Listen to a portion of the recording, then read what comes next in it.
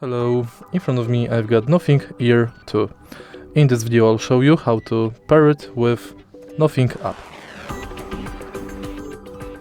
At the beginning, make sure that your earbuds are connected with your smartphone and go to Nothing X. Allow and tap Start. Tap Later or Join Now. Allow and allow. Select your earbuds. Set up this device. Confirm.